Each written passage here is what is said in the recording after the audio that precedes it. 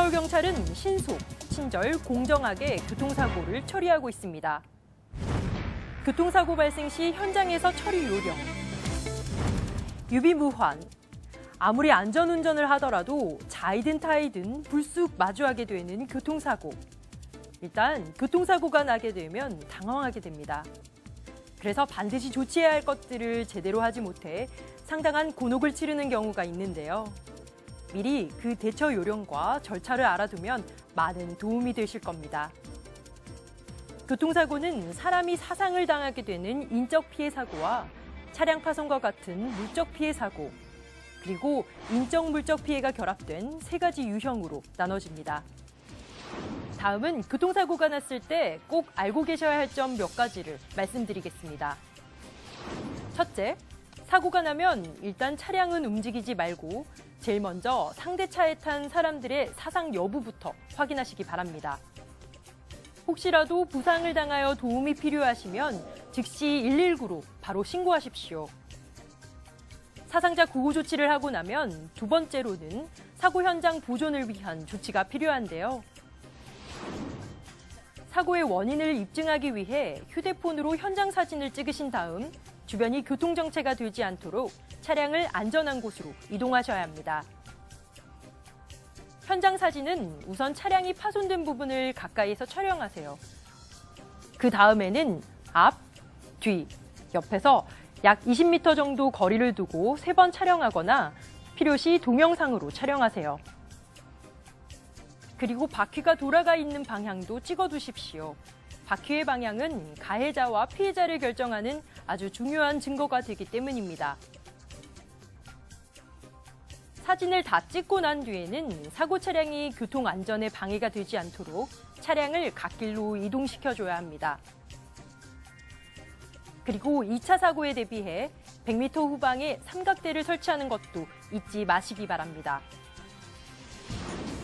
현장에서는 과실을 인정하고 배상을 약속했다가 나중에 번복하는 경우도 있으므로 미리 증거 자료를 준비하는 것이 중요.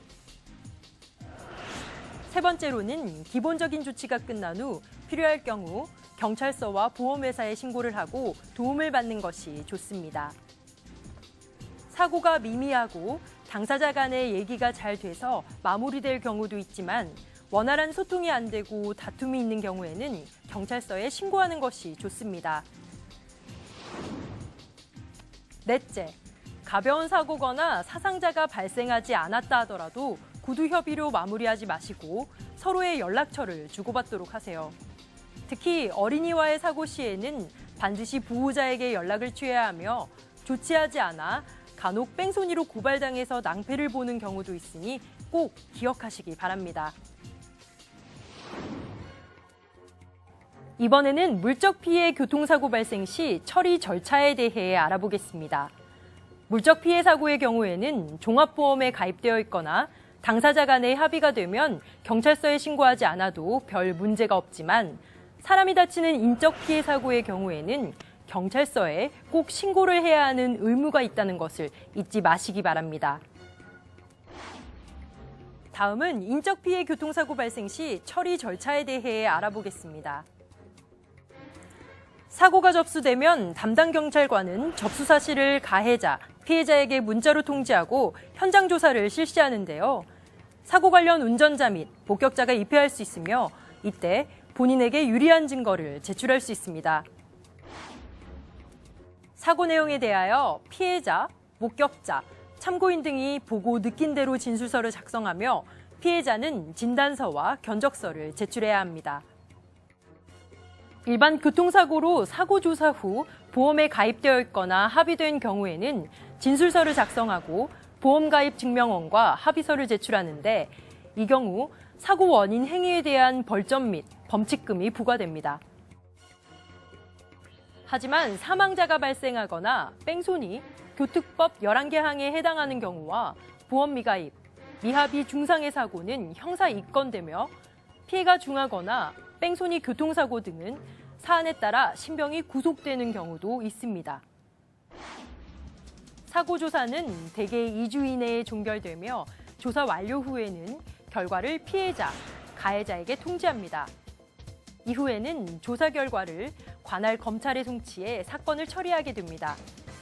만약 사고 조사에 이의가 있는 경우에는 지방청 교통조사계에 이의 신청을 하거나 재조사를 요구할 수 있습니다. 가해자, 피해자는 교통사고 사실 확인원을 신청할 수 있습니다. 교통사고 조사 예약 시스템. 이파인 사이트에서 공인인증서로 로그인하시면 본인의 교통사고를 조회하셔서 조사받고 싶으신 날을 직접 예약할 수 있습니다.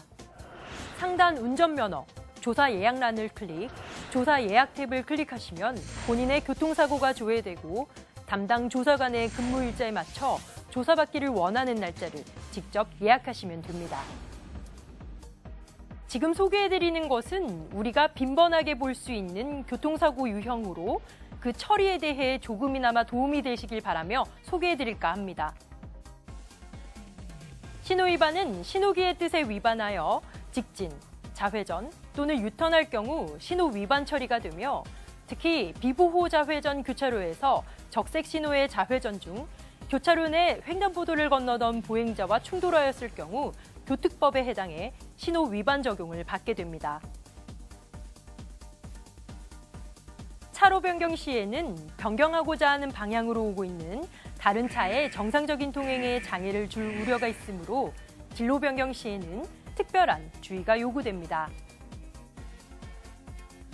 중앙선은 반대 방향으로 진행하던 차량이 특단의 사정이 없는 한 그 경계선을 넘어오지 않는 것을 신뢰하여 운행하는 것이므로 부득이한 사유가 없음에도 중앙선을 넘어 좌회전 또는 유턴을 하였다면 중앙선 침범이 되며 유턴 구역을 지나 중앙선 설치 지역에서 유턴 중 사고가 나게 되면 중앙선 침범으로 처벌됩니다. 앞지르기 금지 장소인 교차로, 터널 안, 다리 위에서는 선행 차량이 진로를 양보하였더라도 절대 앞지르기를 할 수 없으니 꼭 알아두시기 바랍니다. 앞차를 뒤따라 진행하는 차량의 운전자로서는 앞차에 의해 전방의 시야가 가려지는 경우가 종종 있습니다. 그렇다 하더라도 앞차의 돌발적인 운전 또는 사고에 의해 자기 차량에 연쇄적인 사고가 일어나지 않도록 앞차와의 충분한 안전거리를 유지해야 합니다. 음주운전은 호흡 측정기에 의한 혈중 알코올 농도가 도로교통법 기준 0.05%를 초과하여 정상적인 운전이 곤란한 상태에서 운전을 하는 경우인데요. 자칫 사고로 이어져 인적 피해가 발생한다면 특정 범죄 가중 처벌 등에 관한 법률과 교통사고 처리 특례법 위반 적용을 받아 돌이킬 수 없는 결과를 초래할 수 있으니 절대 해서는 안 되겠습니다. 특히 함께 술을 마시고 음주운전 차량에 동승했을 경우 음주운전 방조 혐의로 조사받을 수도 있으니 음주운전을 못하도록 적극적으로 말려야 합니다. 신호위반, 끼어들기, 중앙선 침범, 고의 급제동 등을 하면서 난폭하게 운전을 하게 되면 형사처벌이 될 수 있습니다. 도로교통법 제46조의 3, 난폭운전 금지로 위반 시 1년 이하의 징역 또는 500만 원 이하의 벌금으로 처벌받습니다. 도로 위에 위험한 물건인 자동차를 이용하여 특정인에게 위협을 가하거나 공포심을 느끼게 한 행위를 보복운전이라고 하는데요. 단 한 번의 행위라도 제3자 입장에서 볼 때 폭행, 협박의 고의가 분명하고 사고의 위험과 위협의 정도가 인정된다면 보복운전에 해당됩니다. 형법 제284조의 1, 특수협박으로 위반 시 7년 이하의 징역, 1,000만 원 이하의 벌금으로 처벌받습니다. 운전 중 난폭, 보복운전을 목격하시면 112, 사이버경찰청, 경찰서 홈페이지, 스마트폰 앱 목격자를 찾습니다로 신고하실 수 있습니다. 교통사고가 발생하면 상대방의 부상 상태를 반드시 확인하고 연락처를 교환하여야 합니다. 이러한 조치 없이 현장을 떠나면 특정 범죄 가중처벌 등에 관한 법률로 처벌받고 운전면허가 취소되며 4년에서 5년간의 결격이 부여됩니다. 뺑소니범은 반드시 검거됨을 명심하셔야겠습니다. 이렇듯 교통사고는 대부분 과실로 인해 발생하기 때문에 가해자, 피해자 구분에 민감할 수밖에 없습니다. 서울경찰 교통조사관들은 전문성을 바탕으로 공정하게 조사하기 위해 최선을 다하고 있습니다.